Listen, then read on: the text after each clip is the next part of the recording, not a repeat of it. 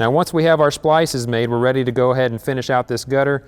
We have end caps that need to be installed. End caps, we typically put a bead of sealant, and gutter sealant is typically a butyl rubber sealant right here in the corner. And we fit this over the end of the gutter, bending the gutter as needed to get it to fit in the slot. Now once it's in place, they do make a crimping tool that I don't have with me today where you can pinch and crimp this on.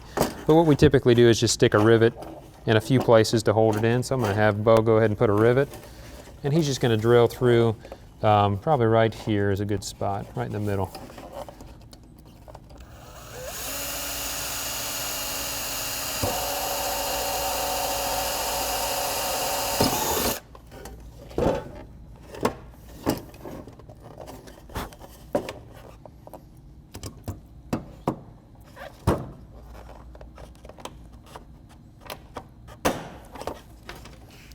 And then we would repeat that here on the back side with 2 rivets to hold that in place. Once our end caps are in place, the last thing to do is to locate our outlets. So we'll test fit the gutter to make sure it's good, and then decide where on the gutter our downspout needs to drop to make sure it hits the corner of the structure or a post or whatever we need to run our downspout on. So I'm going to pick an arbitrary spot. And flipping this gutter over, I'm going to center the drop right on the bottom of the gutter. And while holding it, I trace the inside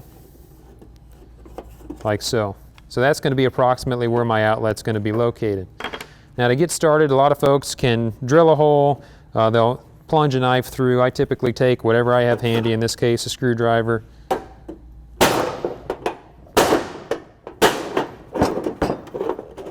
And get myself a hole started. Once my hole's started, I can go in with a pair of snips, and these here are red, which is a right-handed snip, which means I can take and cut around to the left. So I'm going to take these snips and snip out. I'm going to cut on the outside of my pencil line to make sure I've got enough clearance for my outlet.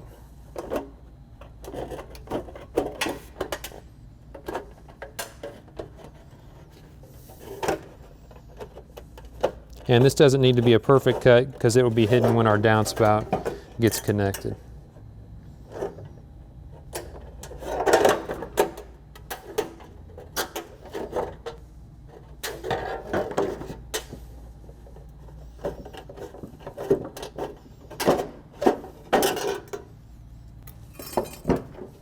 Now with our cut made, we're going to take our outlet and put a bead of sealant around the base. And make note that there are holes in here, but we do not want to put fasteners because that would be creating leaks. So the sealant is all we need to fasten this. That outlet lays down in the hole. And I like the galvanized outlets a little bit better than the plastic because the galvanized outlets, even if it's a little bit tight like this one, you can pound them into place. But with plastic, they tend to crack if you pound them. So I'm going to go ahead and make this a little bit bigger.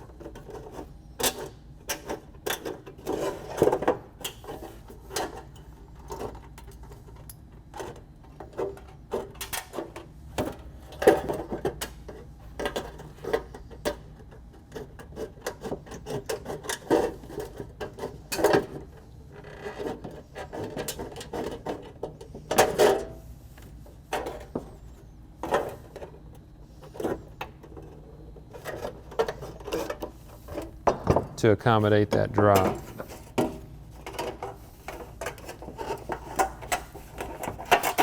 And with the hole widened, we got enough room that we can push this outlet through and have a nice snug fit.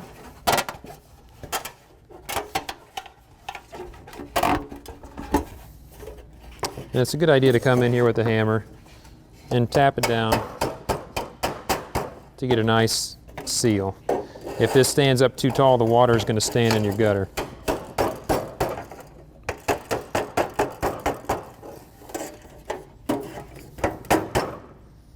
So here we have our outlet installed.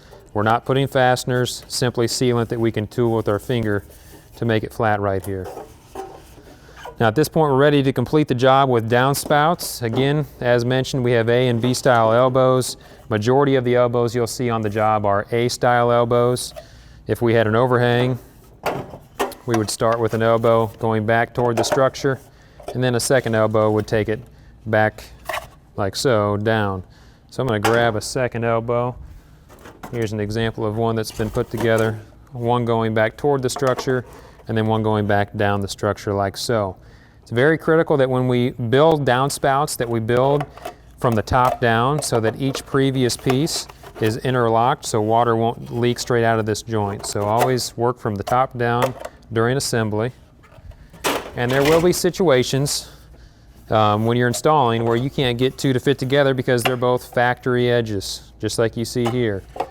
Pieces from the factory have a crimped edge and a factory edge, and this one here just has, it's been cut, so it has two factory edges. I want to get those put together. So what I need to do is make this smaller, and there's a very inexpensive tool right here, which I know is a crimper, and I take this crimping tool, which just has some long nose pieces, go in the center and squeeze, and you can see that it just made a few more bends. And by making a few more bends, it makes the end of this downspout smaller.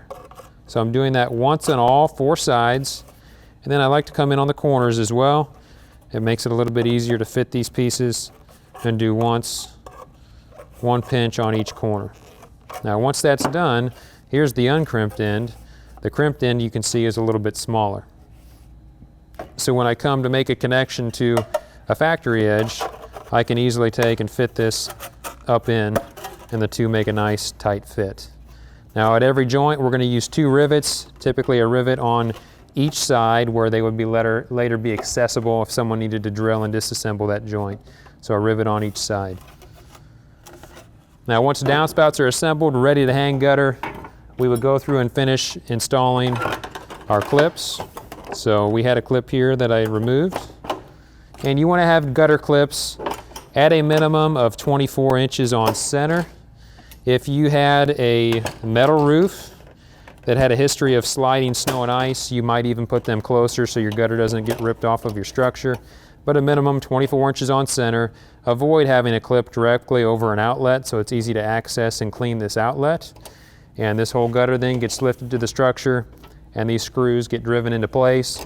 One note about gutters: a gutter does not need lots of slope. It's good practice to crown the center of a gutter run, but when I say crown, we're talking no more than 1/2 to 3/4 of an inch worth of slope over the whole run of the gutter.